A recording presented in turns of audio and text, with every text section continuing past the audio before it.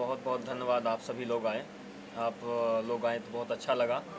और हमारे आचार्य नार गुरुजन आए, बहुत बहुत धन्यवाद, आप सभी लोग आए, इस प्रोग्राम को सफल किया, आशीर्वाद दिया, इसके लिए बहुत बहुत शुभकामनाएं आप लोगों को भी।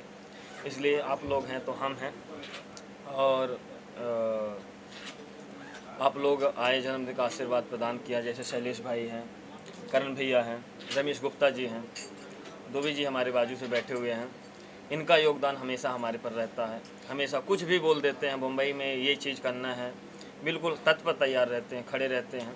बस यही आशीर्वाद कामना करते हैं, बढ़िया सब भगवान इनके ऊपर हमेशा आशीर्वाद बनाए रखे और सभी खुश रहें, आनंद मंगल करें, ऐसे ही जीवन को निर्वहन करते हुए। और कुछ बोलेंगे, जैसे कि मुंबई में आते हैं, जर्नी तो बहुत ग्रोथ तो बहुत जल्दी हो जाता है, लेकिन कम समय पर जैसे व्यापार, बिजनेस, पंचायत, पूजा पाठ जैसे भी करना है, योगदान मिलता है, सहयोग मिलता है, सब बड़े बड़े लोगों का सहयोग मिलता है। तो एक पंचायत का माध्यम ये है, गुरुजनों का जो भी काम करें, पूजन पाठ करें, सब बढ़िया पूर्णता करें, बड़े सफल रूप से करें। और यही कामना करते हैं, सब अच्छा करेंगे, मंगलमय होगा, सबका मंगलमय होगा, ऐसे ही आगे बढ़ते रहेंगे। जय श्री राम। कुछ संकल्प लिया आपने, जन्मदिन आपका है, कि आने वाले वर्षों में ये चीज़ होनी चाहिए? बस संकल्प यही है, सब लोगों का सहयोग रहेगा तो एक भव्य गौशाला का निर्माण करने जा रहे हैं, जिसमें से सभी का योगदान है, छोटा छोटा सबका योगदान रहेगा, सब आप लोगों के जैसे योगदान रहेगा। तो पूर्णतः अगले साल कुछ और बड़ा ही करेंगे, आप लोगों के सामने हम कुछ और बड़ा करते हुए रूप में नजर आए, लेकिन सबका साथ, सबका विकास। हमने देखा कि पुष्पों की वर्षा हुई है यहाँ जी। और पूरा ये जो माहौल है जी। भक्तिमय हो गया था, जी, सारा जी। हो चुका था। जी, जी। भक्तों का बहुत सारा प्यार, भक्तों जी, की बहुत जी। सारा आस्था आपके लिए है। जी, जी। भक्तों के लिए कुछ बोलना चाहिए? भक्तों के लिए यही, भगवान उनके ऊपर सदैव कृपा बनाए रहे, महादेव की कृपा बनी रहे, भवानी जगत जननी का कृपा बनी रहे, यही कामना करेंगे। और बस आगे बढ़ते रहें, उनके पीछे हम बढ़ते रहें, यही कामना करेंगे। हमने देखा करण सर जो है इतने ज़्यादा उत्सुक है, इतने भावुक हैं, इतने आस्थामय हैं कि उनका दिल समाये नहीं रहा है। ये हमेशा तत्पर तैयार रहते हैं, बड़े भाई के रूप में हम मानते हैं, बड़े भाई ही हैं, रमेश गुप्ता जी हैं, भैया जी हैं, शैलेश भाई जी हैं। हमेशा इनका योगदान हमेशा बना रहता है। कुछ भी मुंबई में कुछ भी होता है तो पहले एक बार फ़ोन जाता है, भैया ये चीज़ करना है, बिल्कुल कभी नहीं, 2 बजे रात की भी फ़ोन कर दो, तत्पर तैयार रहते हैं, चलो कोई बात नहीं, हो जाएगा। जी सर, कुछ आप बोलना चाहेंगे आचार्य जी के लिए? आज यहाँ पे आचार्य सत्यम जी के जन्मदिन पे हम यहाँ पे आए, हम बहुत सौभाग्यशाली हैं कि ऐसे गुरुजनों और यहाँ पे आए हुए सभी गुरु और के साथ में गुरु जी का जन्मदिन मनाने का अवसर मिला है। और इसी प्रकार से मैं चाहूँगा कि और भी लोग इनके इस जो जन्मदिन का जो कार्यक्रम था, इससे सीख लेके जो कि ब्राह्मण लोग अपने सनातन धर्म को आगे बढ़ा रहे हैं, अगर हम उनको इसी प्रकार से उनके जन्मदिन के उत्सव पे या और भी जो भी उनका रहेगा उस पर हम अगर सहयोग, एक दूसरे का सहयोग के माध्यम से जन्मदिन यहाँ पे मनाएं, इनको प्रोत्साहित करें, तो आने वाले समय में अपना जो ये सनातन धर्म का जो बेड़ा ये लोग ने उठाया हुआ है उसको ज़रूर आगे लेके जाएंगे। और मुझे तो बहुत अच्छा लगा, करण जी का बहुत इसमें योगदान रहा, रमेश जी का, और बहुत ही अच्छा कार्यक्रम। और ऐसे मतलब कार्यक्रम में मैं फर्स्ट टाइम, बहुत सारी जगह जाते रहता हूँ लेकिन किसी ब्राह्मण का और इस प्रकार से भव्य एकदम फूलों की वर्षा, उसके बाद में यहाँ पे जो कार्यक्रम हुआ मैं तो एकदम खुश हो गया। और मैं गुरु जी के लिए शुभकामनाएं करता हूँ कि आने वाला साल इनका बहुत अच्छा रहे, और जब भी ज़रूरत पड़ेगी गुरुजी और इनके साथ में जो भी टीम है, हम 24 घंटे इनके साथ में हैं, कभी भी कुछ भी ज़रूरत पड़ेगी तो हम लोग इनके लिए खड़े रहेंगे। और पूरे समाज के लिए जो भी सनातन धर्म का बीड़ा उठाए हुए हैं उनके लिए हम लोग 24 घंटे मरने के लिए तैयार हैं। धन्यवाद। जी सर, क्या कुछ आप बोलना चाहेंगे? गए 8 या 10 साल से हम लोग दोनों एक साथ हैं, पंडित जी और हम लोग 10 साल से हमें इनको काफ़ी नज़दीक से देख रहा हूँ। इनका मतलब सोच या कुछ करने का संकल्प या काम के बारे में तत्परता, ऐसे बहुत कम जन्म ऐसे ये रहता है, लेकिन हम लोग हमेशा पंडित जी के साथ है, दिन हो या रात हो। और उनके जन्मदिन के लिए मैं हमारी तरफ से बहुत सारी शुभकामनाएं। सर पूरा भी जानना चाहूँगा, जब से मैंने देखा, अभी आया मैंने देखा आप इतना भाव विभोर हो चुके हैं कि सबको आगे कर रहे, खुद पीछे हो जा रहे हैं। क्या कारण है, क्या आकर्षण है आचार्य जी में जो आपको पसंद है?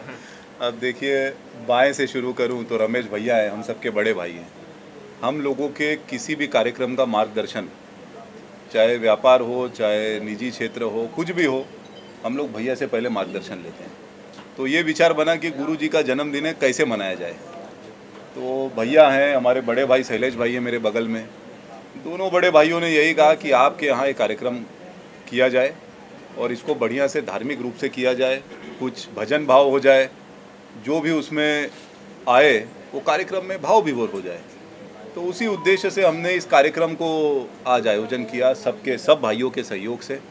और जैसे कि आपने कहा कि पंडित जी का जन्मदिन है, आचार्य जी का, तो उम्र में तो बहुत छोटे हैं, पर पहली बार जब मेरी इनकी मुलाकात हुई, इनका जो विषय था वो एक गौशाला का विषय था। इनके अंदर जो मैंने उत्साह देखा, जो भाव देखा, इन्होंने कहा कि भैया कम से कम 10-15 एकड़ ज़मीन मुझे कहीं दिलवाइए। मेरा उद्देश्य गौशाला तो बनाना ही है, गौशाला के साथ साथ हमको एक बहुत ही बढ़िया एक गुरुकुल वहाँ पर स्थापित करना है। तो जब देखिए शास्त्र की बात आती है, वेद की बात आती है और सनातन धर्म की बात आती है, तो यदि कोई सच्चा सनातनी है तो चाहे वो विदेश में हो चाहे देश में हो, उसका दिल उस तरफ आकर्षण हो ही जाएगा। तो मेरे आकर्षण का मेन कारण आचार्य जी से यही है। तो उसी उपलक्ष्य में आप यहाँ हैं उपस्थित, हम सभी यहाँ उपस्थित हैं और आज गुरु जी का जन्मदिन हर्षोल्लास से मनाया गया। जितने बड़े भाई यहाँ हैं, प्रमोद भैया हैं आज हमारे बीच मार्गदर्शन की तरह। भैया मेरे विधानसभा क्षेत्र प्रयागराज से लेकर बम्बई तक मेरे साथ रहते हैं, तो मैं सबको धन्यवाद कहना चाहूँगा। और जितने लोग आए, हमारे बड़े भाई नन्हे सिंह जी आज बहुत अच्छा उन्होंने संगीत के माध्यम से लोगों को ये किया, मैं सबको धन्यवाद देना चाहता हूँ।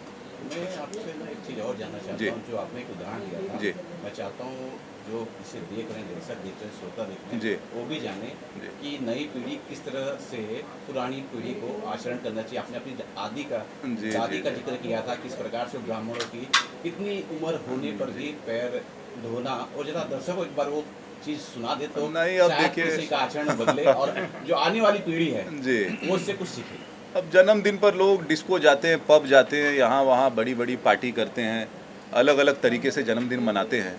अब मुझे तो शायद याद है कि जब से जन्मदिन मनाता हूँ, सुबह की शुरुआत मंदिर से होती है, फिर जितनी अपनी क्षमता है उस अनुसार दान पुण्य का काम कुछ करते हैं। तो यही प्रेरणा थी कि जितने मेरे छोटे भाई, यहाँ क्रिश बैठा है, बाकी विरल बैठा है, सभी छोटे भाई ये कम से कम जब देखेंगे कि इस तरह से जन्मदिन हमारे बड़े भाई मना रहे हैं, तो थोड़ा सा प्रेरित होंगे। मैं कहता हूँ 10% प्रेरणा लेंगे तो वो भी अच्छे मार्ग पर चलें।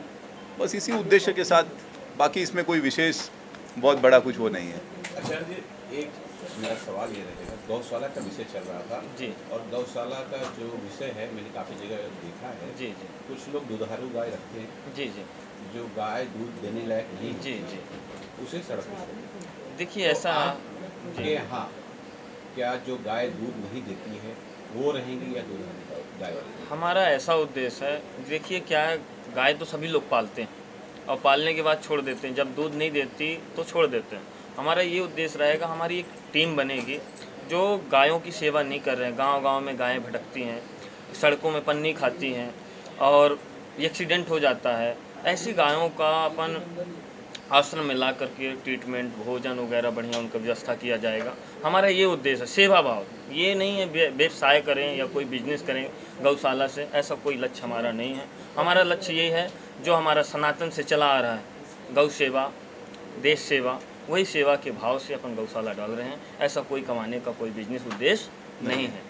कर्म से एक चीज़ नहीं जानना चाहूँगा, पिछले 5-7 साल की जी। जब से मोदी जी आए हैं, जी लोग खुल के सनातन धर्म, मैं हिंदू हूँ, मैं जी। खुल के बोल रहे हैं। पहले ये नहीं था, क्या कारण था कि जो सनातन धर्म के लोग हैं भटक गए थे? क्या कारण, कुछ अगर बोलना चाहें? नहीं, भटक नहीं गए थे। देखिए आज एक राजनीति की चर्चा या उसका विषय नहीं है।